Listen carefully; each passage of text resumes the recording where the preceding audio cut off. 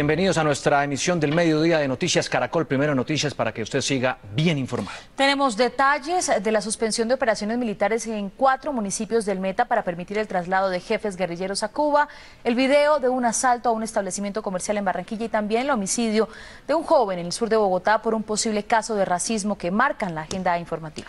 Precisamente vamos con el caso que se registró esta madrugada en Bogotá. Se presentó un hecho que conmociona a la ciudad, la muerte de un joven, según algunos de sus vecinos, por ser afrodescendiente. Sin embargo, otros habitantes del sector dicen que fue un caso de venganza. Juanita Gómez está en el lugar y nos cuenta hasta ahora, Juanita, si se ha podido establecer qué fue lo que pasó.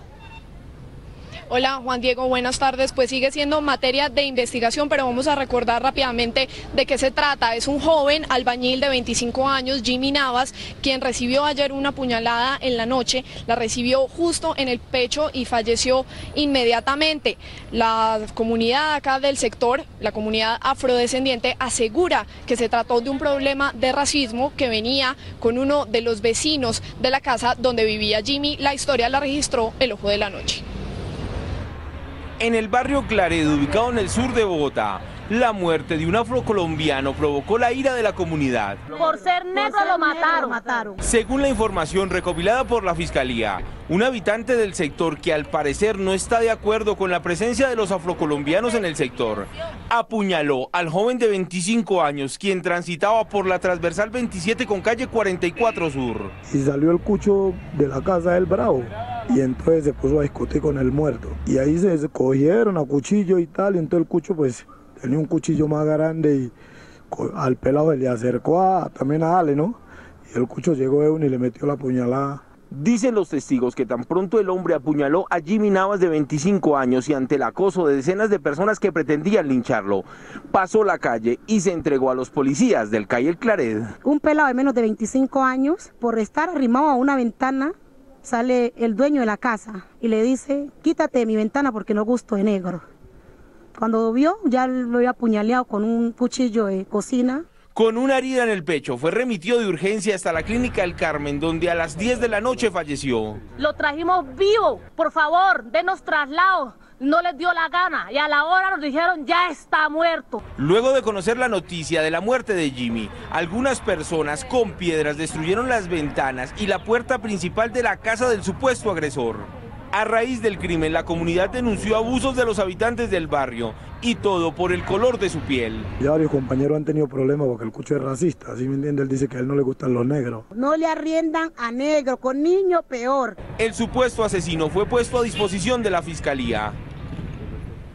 Noticias Caracol pudo hablar con los familiares de Jimmy, quienes además aseguran que se sienten perseguidos por ser afrodescendientes y por eso exigen justicia, pero también pudimos hablar con los habitantes del sector que tienen otra versión de los hechos.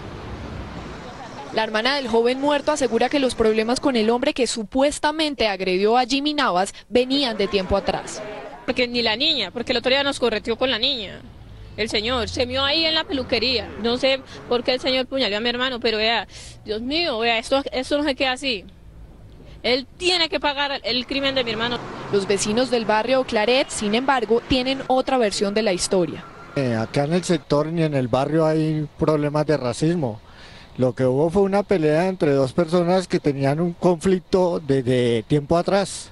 Y ayer por cosas de la vida se encontraron y que cada uno tomó un cuchillo y se encendieron a pelear. Eso fue. Además, algunos habitantes del sector aseguran que el grupo de afrodescendientes ha generado varios problemas en el barrio. Desde hace mucho tiempo de que ellos se han radicado ahí en la esquina del parque, esta gente ha comenzado a tomar eso como para tomar trago, para vicio. Hemos tenido problemas que nos agreden a las personas de familiares, mujeres, sobre todo las mujeres. Las exequias de Jimmy se realizarán en Jamundí, Valle del Cauca. El presunto agresor, que ya fue judicializado, deberá responder por el delito de homicidio. Sin embargo, serán las autoridades los que tendrán que determinar si se trató de un homicidio simple o un homicidio agravado. Urna virtual, pregunta del día. ¿Qué tan racista cree usted que es hoy la sociedad colombiana? ¿Mucho? ¿Poco? ¿O no es racista? Responda a www.noticiascaracol.com o www.elespectador.com. Resultados en nuestra emisión de mañana al mediodía. 12:36 minutos de la tarde y preste atención a esta información para que no le pase a usted o a alguien de su familia, porque el tema del secuestro sigue generando preocupación en la ciudadanía y en las autoridades. Un aviso clasificado por internet resultó ser una trampa para una familia, para toda una familia. Tenemos reportes en vivo desde la ciudad de Bogotá, en Cali, con casos de secuestros. Vamos primero en vivo al Gaula de la Policía en Bogotá. Allí está César Chaparro. ¿Cómo es este tema de la nueva modalidad de secuestro express que puso al descubierto la policía? César, buenas tardes. Muy buenas tardes, Mabel. Dice la policía que es una nueva modalidad. Consiste en que los delincuentes ponen en venta supuestas fincas a muy bajos precios. Esto llama la atención de las víctimas, de las personas que están interesadas en esas fincas, y después le piden que vayan a visitar esas fincas. Durante la demostración de la finca que van a comprar, los delincuentes secuestran a una familia. Esta familia dura allí aproximadamente 6 horas después de haber sido golpeado y torturado. El papá de familia de estas personas lo dejan salir para que logre conseguir en menos de un día 10 millones de pesos y así poder ir soltando poco a poco a la esposa y a una niña, su hija de 12 años. ¿Que se encuentra la víctima? Este hombre duró 6 horas secuestrado al lado de su familia en una finca de un municipio turístico de Cundinamarca. El viste una chaqueta color jean, azul oscura, y en la parte del cuello color café. Los delincuentes lo dejaron libre con una condición: pagar una gruesa suma de dinero a cambio de su libertad y la de su familia, según el director del Gaula de la Policía, general Humberto Guatibonza. Entonces, en primera instancia, le dice al señor que se puede ir, pero debe hacerle un giro de dinero, lo cual el señor hace. Después le piden otro dinero por la esposa, luego otro dinero por la hija y finalmente le piden otro dinero por el vehículo. Agentes del Gaula montaron el operativo y capturaron al delincuente en el momento en que el padre de familia entregaba 500.000 pesos al integrante de la banda en el sur de Bogotá. El general Guatibonza explicó cómo la familia cayó en las manos de la organización.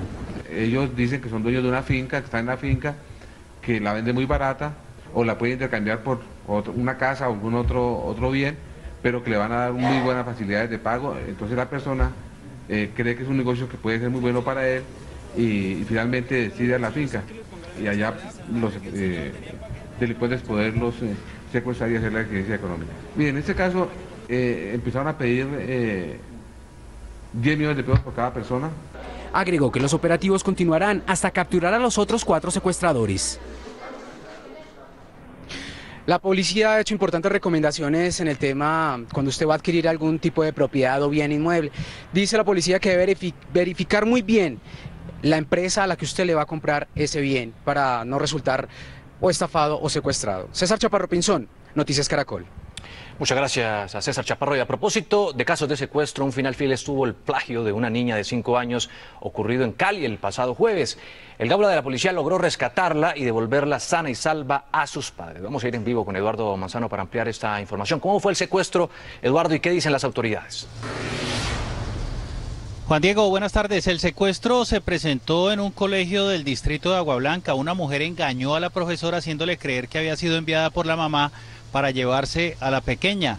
Y las autoridades dicen que la familia recibió cerca de 20 llamadas en las que le exigían una millonaria suma de dinero y los amenazaban de muerte.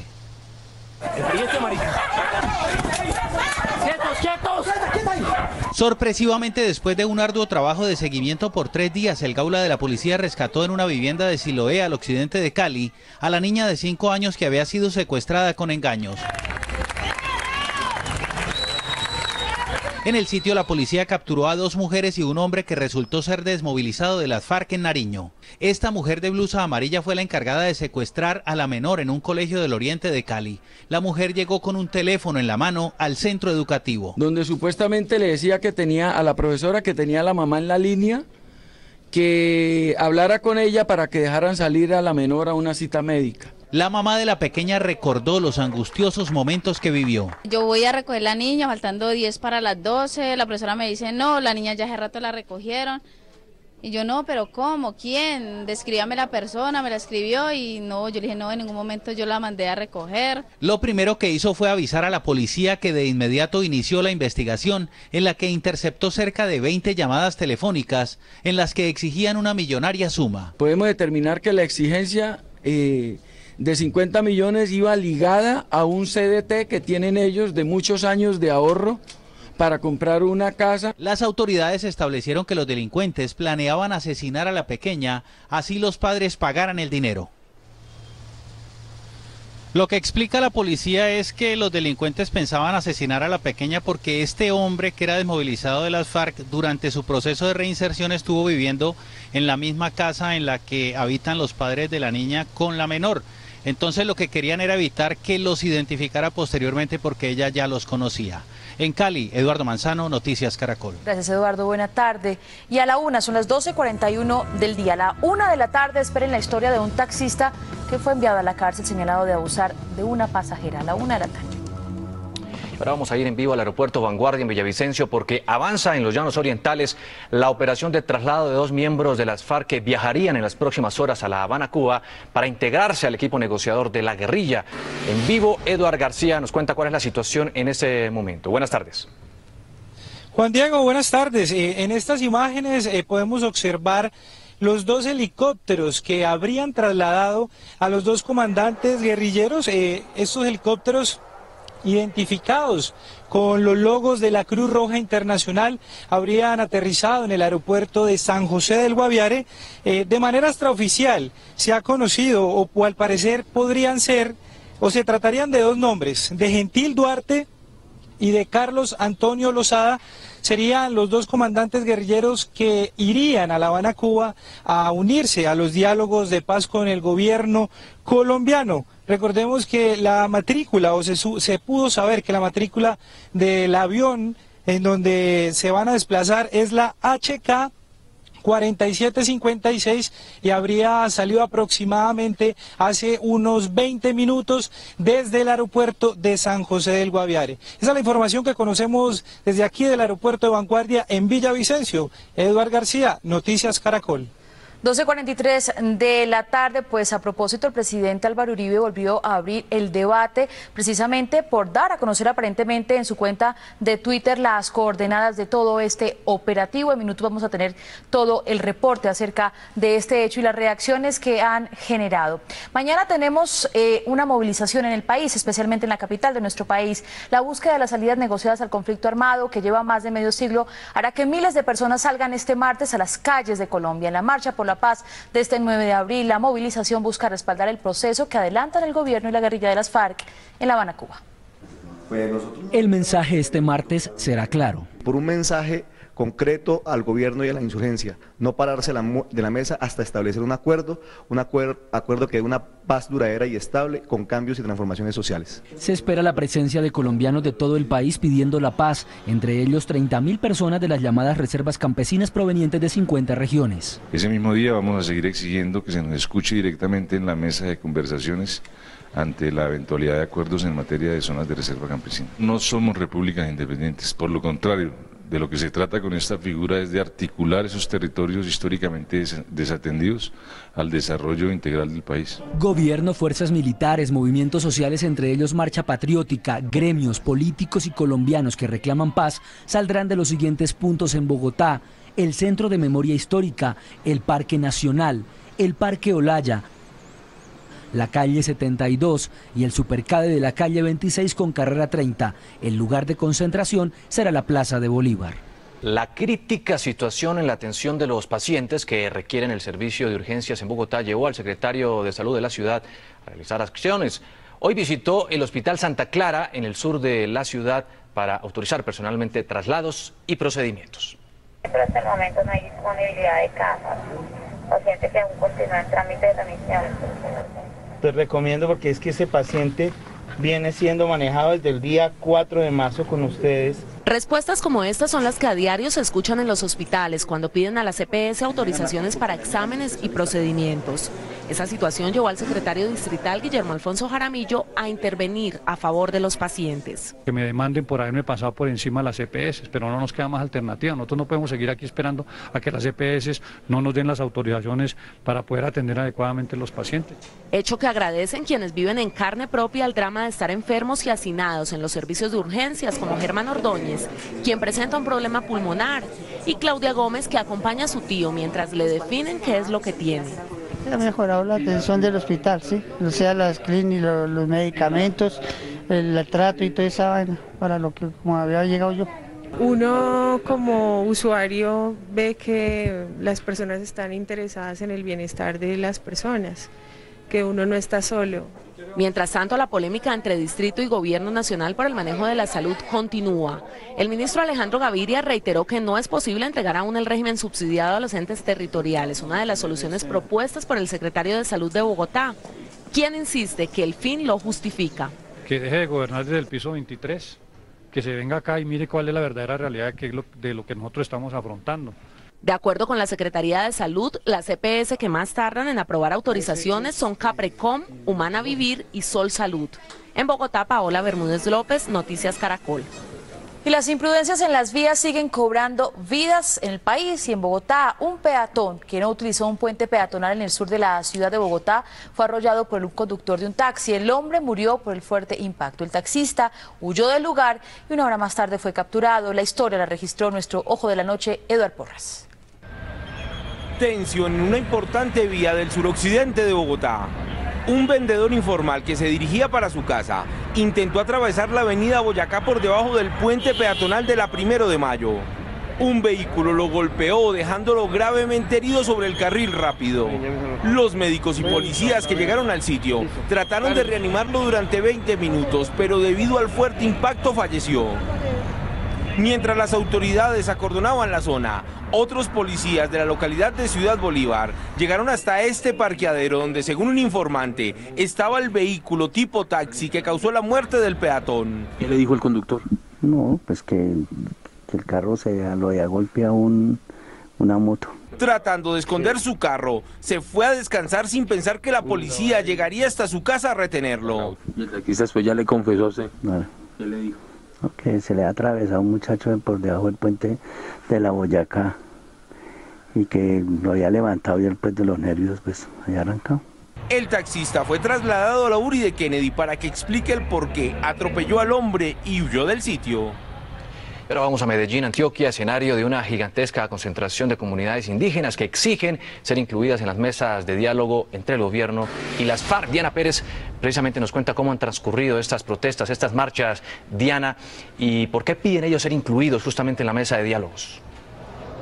Muy buenas tardes, Juan Diego. Pues la marcha transcurrió pacíficamente. Estuvieron marchando desde el Parque Explora, cogiendo la avenida Oriental San Juan, y en estos momentos se encuentran concentrados en la Alpujarra. Pues para responderle su pregunta, a mi lado tengo al presidente de la Asociación Indígena de Antioquia. Bueno, señor William, ¿qué es lo que ustedes les están pidiendo al gobierno nacional para ser incluidos dentro de todas estas negociaciones?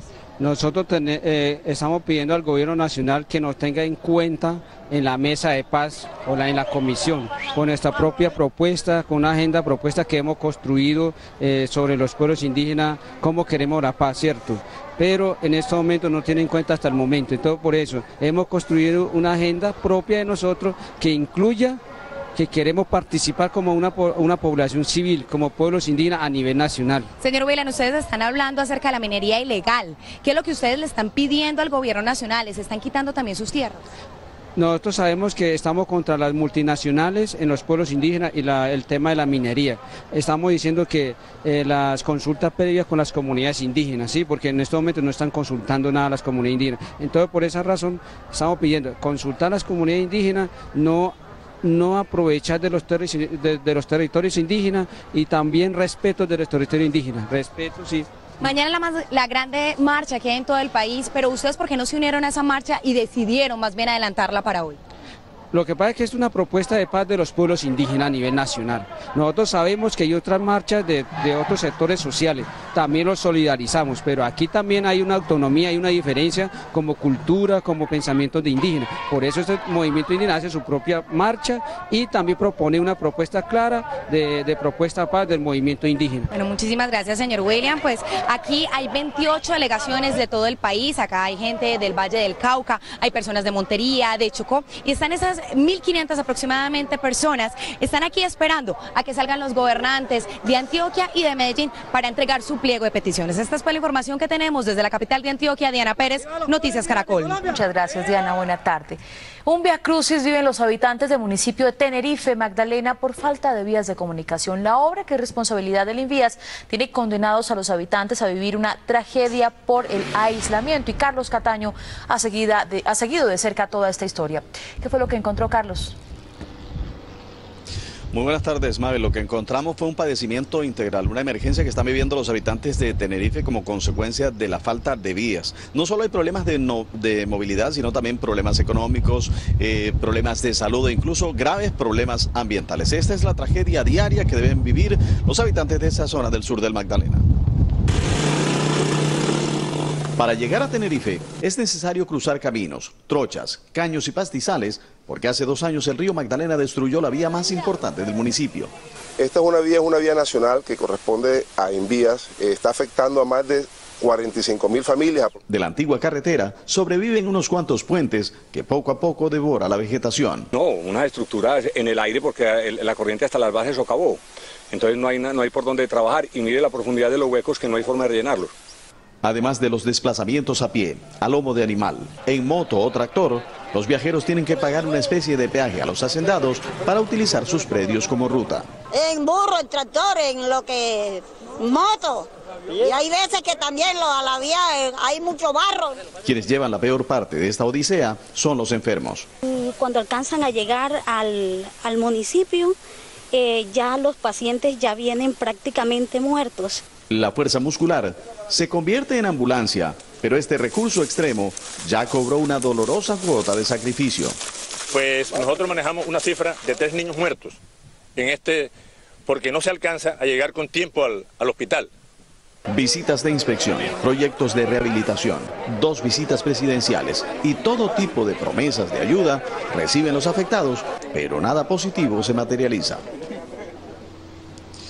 Bueno, y esta afectación no es solo para el municipio de Tenerife en el Magdalena, también para otros municipios cercanos, incluso algunos municipios y corregimientos del sur del departamento de Bolívar. No es de resorte del municipio ni es de resorte del gobierno departamental. En consecuencia, los habitantes de esta zona están solicitando del gobierno nacional que se repare urgentemente esta vía para normalizar la situación económica. Por el momento es toda la información. Sigan ustedes en estudio. Muchas gracias a Carlos Cataño. Y atención que en video quedó registrado el asalto a un establecimiento comercial en el norte de Barranquilla. 3 delincuentes despojaron de todas sus pertenencias a trabajadores y clientes, pero los presuntos ladrones fueron capturados por la policía. Aprovechando el ingreso de un empleado, los 3 delincuentes entran al almacén de vidrios e inmediatamente desenfundan sus armas. En las imágenes captadas por la cámara de seguridad, se ve cuando uno de ellos va directamente a la oficina, donde está la caja, y obliga a la trabajadora a entregar todo el dinero. Los otros 2 delincuentes, uno a uno, despojan a los empleados y clientes de celulares, dinero, joyas y demás pertenencias. Los hombres tuvieron tiempo para requisar varias veces al personal, al que obligaron a ingresar a una de las oficinas para emprender la huida. 2 de los ladrones fueron capturados por la policía y algunas pertenencias recuperadas debido a que la motocicleta en la que pretendían huir no les prendió. 12:54 de la tarde, más de 400 trabajadores de Telecom llevan esperando 3 años para que se resuelva una tutela que congeló provisionalmente sus pensiones. Lo grave es que algunas de esas personas padecen enfermedades graves y no pueden pagar sus tratamientos por la falta de estos recursos. Esta mujer padece una leucemia que la tiene postrada en una cama, pero ella no pide ayuda para su enfermedad, pide a la justicia que falle una tutela que congeló su pensión en el 2010 y así pueda pagar sus tratamientos. Esta es una situación en que yo me encuentro de calamidad, totalmente de calamidad. Prácticamente no le puedo decir más, sino una situación catastrófica. La Corte Constitucional congeló 421 pensiones que aparentemente fueron concedidas sin los requisitos legales, tal como lo evidencia este documento. Para esta mujer, la vida se le va sin que pueda pagar medicamentos o el bono para que la atiendan. En ese momento, cuando trabajaba, podía adquirir pues, los costos y todo eso, y al momento de quitarme el trabajo, al momento de quitarme la pensión, pues lógico que se me vino la calidad de vida de para abajo. La Corte Constitucional sostiene que el trabajo es dispendioso, pues hay que revisar cada una de estas pensiones, pero mientras tanto, personas como Mireya ven deteriorada su salud. Rocío Franco, Noticias Caracol. 12:56 minutos. Crece la expectativa por el futuro del cobro de la valorización en Bogotá. Se espera que en las próximas horas el alcalde Gustavo Petro llame a sesiones extras al Consejo Capital. Vamos a ir en vivo con Juan Jacobo Castellanos, quien está en el Consejo de Bogotá. Juan, ¿qué es lo último de esta polémica? Buenas tardes. Hola Juan, muy buenas tardes para usted, para todos los televidentes de Noticias Caracol. Lo último es que según el secretario de Hacienda de Bogotá, antes de las 5 de la tarde de hoy será llamado el Consejo de la Ciudad a sesiones extraordinarias. Esta tarde la administración distrital radicaría el decreto para llamar a extras al Consejo. Inmediatamente salgamos de aquí, vamos a Confis y el Confis va a hacer el trámite y a cumplir los requisitos legales para poder citar a extras y traer los proyectos de acuerdo que van a llegar a esa declaratoria. Serán dos los acuerdos que presente el distrito, uno para derogar la valorización y el otro para un cupo de endeudamiento. Algunos concejales sostienen que de derogar totalmente el 180 se incurriría en detrimento patrimonial. Me preocupa ahora el cupo de endeudamiento, una discusión que es muy amplia en el Consejo, que se sobrepone al tema de la valorización, que sería la gran solución para que los ciudadanos no paguen valorización, habría que verlo realmente. Para otros concejales el cupo de endeudamiento es la solución al drama de la valorización. La situación va a suavizar inmensamente el bolsillo de los bogotanos. La presidenta del Consejo, María Clara Name, advierte que hay un proyecto de acuerdo vivo que aprobó la Comisión de Hacienda. La determinación se tendría que tomar ya en la plenaria, ¿cierto? Cuando pase el proyecto que ya está, tiene que surtir su trámite natural, que es llegar a la plenaria. La administración tiene claro que debe tomarse una decisión antes del 29 de abril. Fecha en la que vence el próximo pago de valorización. El 29 de abril, esa fecha, hoy es una fecha que está todavía vigente, pero que se va a correr o se va a derogar. De ser radicado el proyecto de extras, este martes arrancaría el proceso para surtir el debate de los dos nuevos acuerdos. Esto quiere decir que mañana mismo habría ponentes para poder analizar y estudiar estos dos nuevos proyectos de acuerdo que presentaría la administración de Gustavo Petro y tomar una decisión antes del 29 de abril, si así lo considera el Consejo de la Ciudad, sobre este espinoso tema del cobro de la valorización. Desde el Consejo de Bogotá, Juan Jacobo Castellanos, Noticias Caracol. Gracias, Juan Jacobo. Papá, mamá, usted que está en casa, escuche esta historia. Un nuevo caso de abuso sexual contra una menor se presentó en las últimas horas, luego de que una pareja se conociera por redes sociales. La Fiscalía investiga lo ocurrido. La persona responsable del supuesto abuso fue identificada como Eduardo Martínez, quien fue capturado por el CTI de la Fiscalía en Bogotá. Supuestamente abusó de una niña de 14 años, quien resultó ser la hermana de su pareja, a quien había conocido a través de una red social.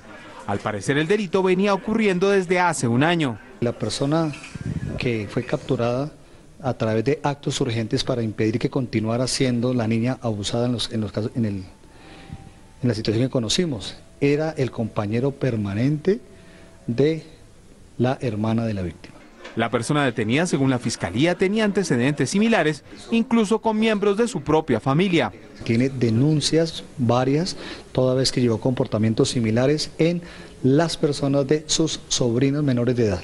Por eso la Fiscalía recomendó incrementar los controles a la hora de contactar personas a través de las redes sociales para evitar sorpresas desagradables. El detenido fue llevado a la Cárcel Nacional Modelo de Bogotá.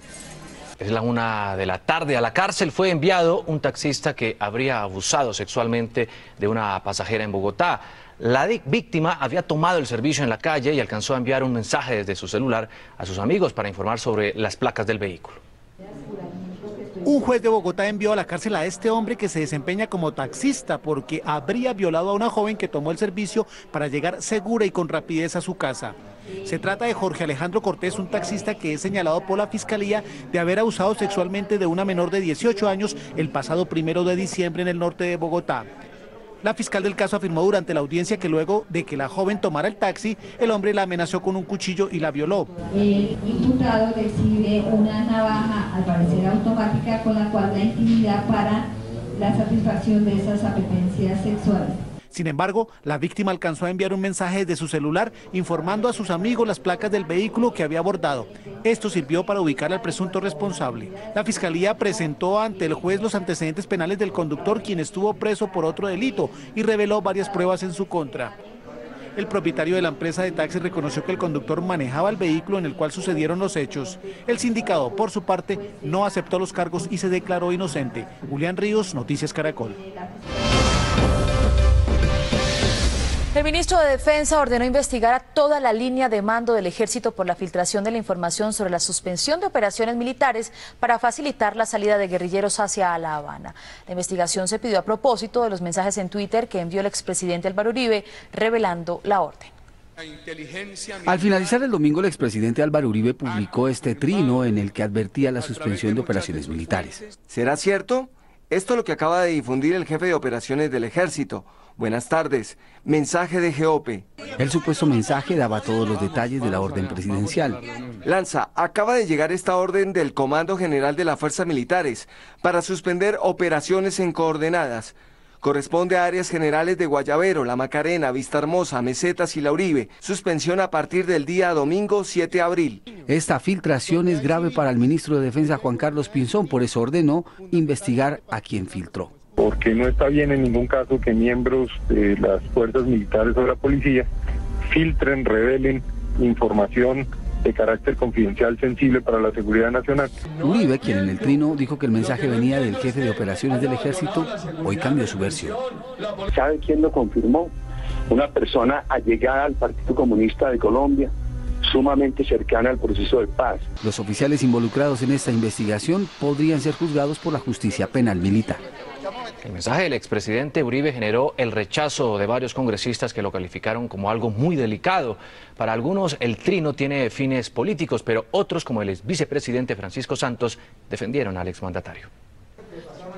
Algunos congresistas, como Gabriel Zapata, creen que detrás del trino del expresidente Uribe hay fines políticos. Mostrar que el gobierno del presidente Santos pues está permitiendo la salida del país de líderes guerrilleros de la FARC. El ex vicepresidente Francisco Santos, por su parte, defiende a Uribe. Yo creo que el gobierno ha sido el que ha debido decir, pero como el gobierno tira la piedra y esconde la mano, no dice que va a cesar operaciones para sacar un guerrillero. En el Cauca tampoco lo dijo, fueron los periodistas los que revelaron que iba a haber cese de operaciones. Entonces, si lo revela un periodista, eso sí es bueno, si lo revela el presidente Uribe, entonces sí es malo, ¿no? Otros, como los senadores Claudia Wilches y Carlos Ferro, sostienen que es preocupante que se filtre información reservada. Situaciones que deberían ser muy reservadas. Ante este hecho puede ser grave, peligroso, precisamente para las decisiones que tengan que tomarse el Estado en relación con todo este proceso de paz, y hay que censurar su publicación. El congresista Jorge Ballesteros teme en cambio que las publicaciones como esta lesionen de muerte el proceso de paz. Uno lo que puede llamar es al diálogo y a la construcción de un escenario de conciliación, de concertación. Los parlamentarios pidieron a los expresidentes no debatir en redes sociales temas como la paz. Y a propósito, el presidente Juan Manuel Santos acaba de referirse también a esta polémica. Luis Eduardo Maldonado. ¿Qué dijo el mandatario Luis Eduardo? Varias cosas, que los enemigos de la paz siguen intentando sabotear el proceso de negociación que se adelanta en la isla de Cuba. Y ha dicho que es una irresponsabilidad haberle contado al país y al mundo a través de Twitter las coordenadas de un operativo militar para la movilización de algunos guerrilleros. El presidente Santos. Están sembrando cizañas, están sembrando mentiras y están cometiendo actos verdaderamente irresponsables, como fue divulgar las coordenadas que tenía nuestro ejército para permitir la salida de unos voceros de la guerrilla para La Habana.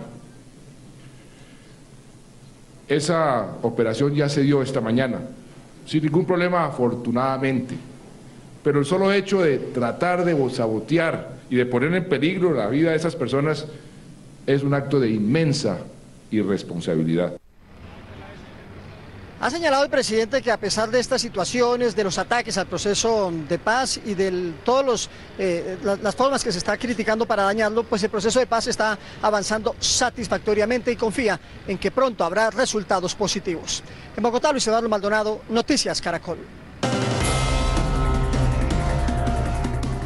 La Aeronáutica Civil entregó las obras de adecuación del aeropuerto Ernesto Cortizos en el departamento del Atlántico, en las que se han invertido más de 18.000 millones de pesos. Argemiro Pion nos envió el siguiente informe. Hola, buenas tardes. Las obras que muestran la nueva cara de aquí del Aeropuerto Internacional Ernesto Cortizos de Barranquilla van desde el mantenimiento de zonas verdes e instalación de nueva silletería hasta la recuperación de la pista de aterrizaje, que según la Aeronáutica Civil se encontraba en pésimas condiciones. Todos estos trabajos se han realizado durante el primer año de la retoma del terminal aéreo por parte de la Aeronáutica. Esta es la nueva pista del Aeropuerto Ernesto Cortizos. Hace pocos meses la Aeronáutica Civil la reconstruyó y es la obra más importante del terminal aéreo en los últimos años. 1.150 metros se repararon de las losas de la pista, se repavimentó toda la zona del terminal de parqueadero, del terminal de carga. Desde el año pasado, aquí se han ejecutado más de 50 obras por valor de 18.000 millones de pesos.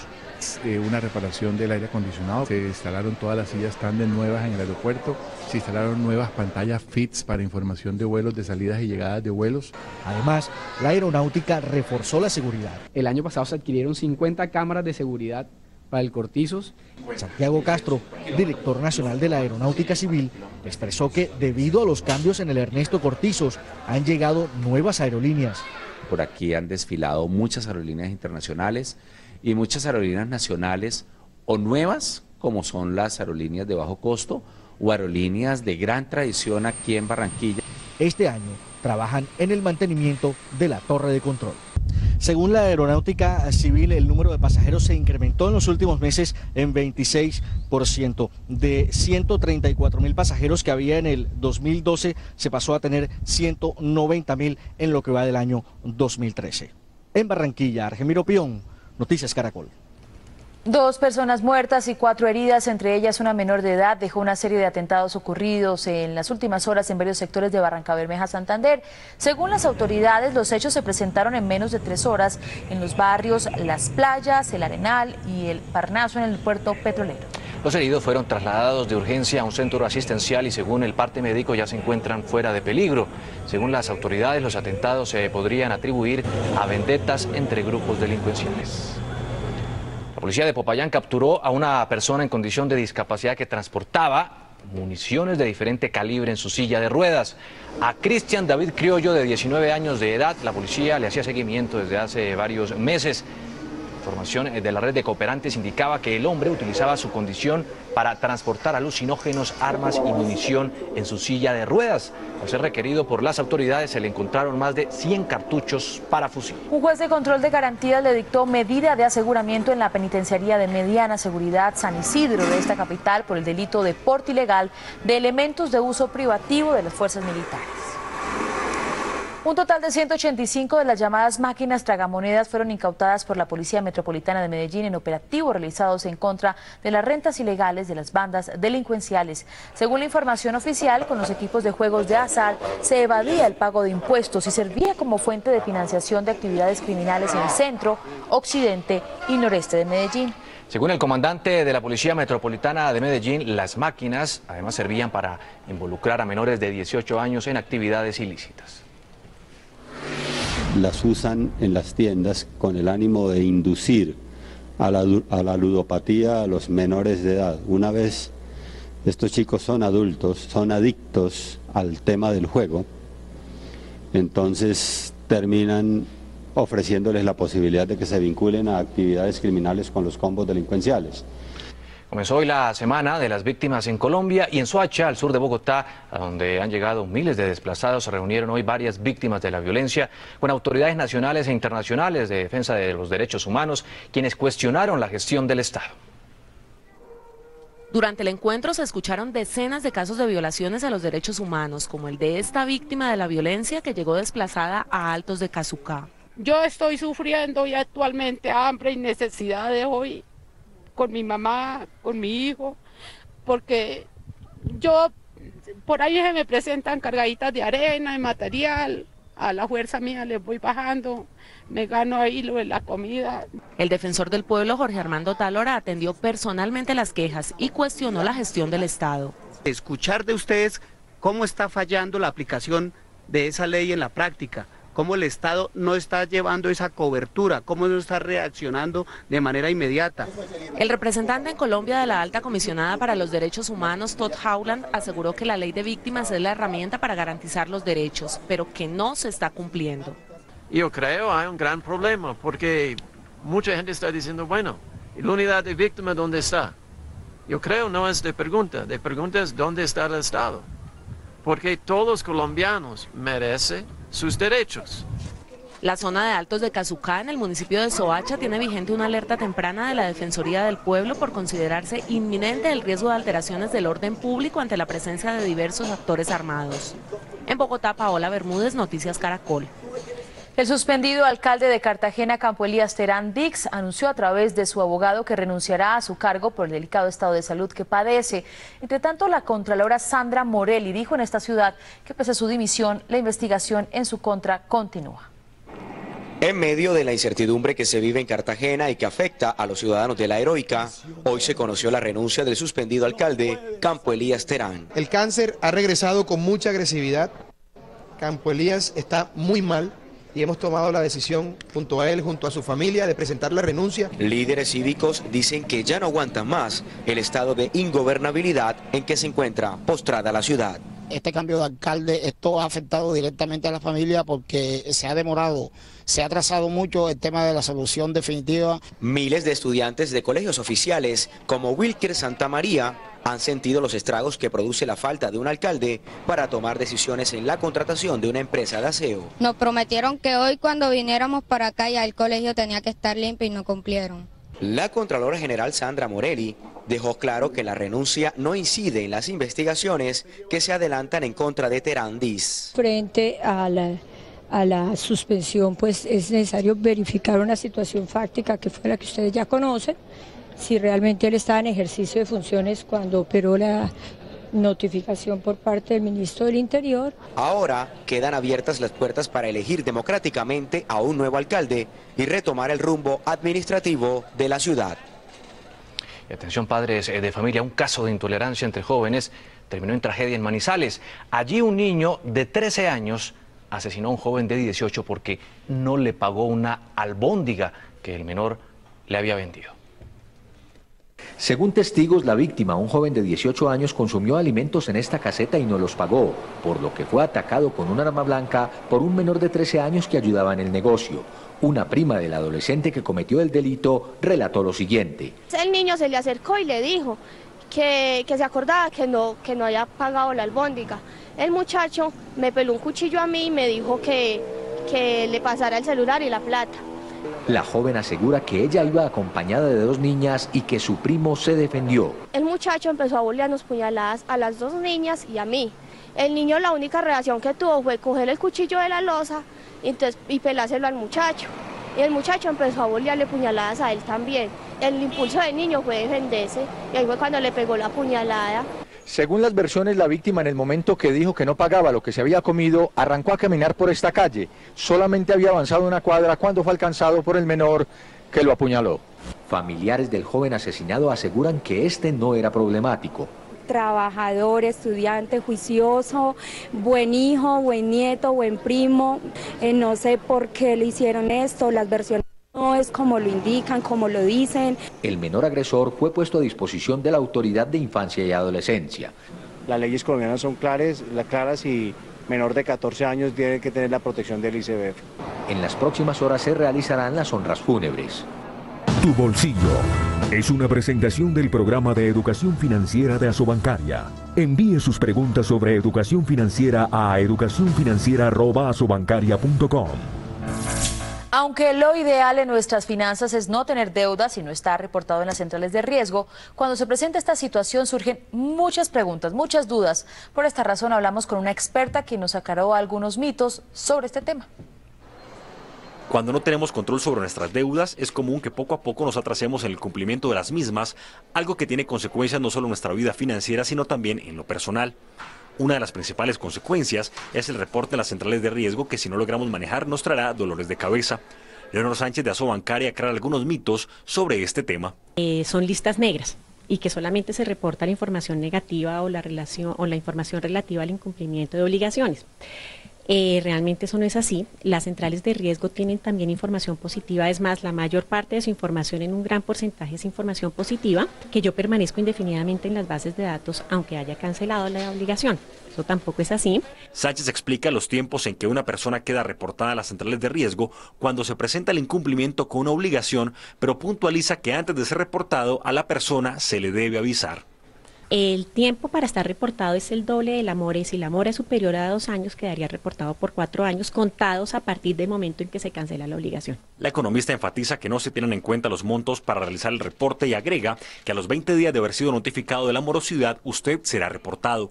Por esta razón evite un mal historial crediticio pagando a tiempo y así estará más tranquilo. Y si usted tiene preguntas sobre el sistema financiero o quiere conocer más, escriba a educacionfinanciera@asobancaria.com.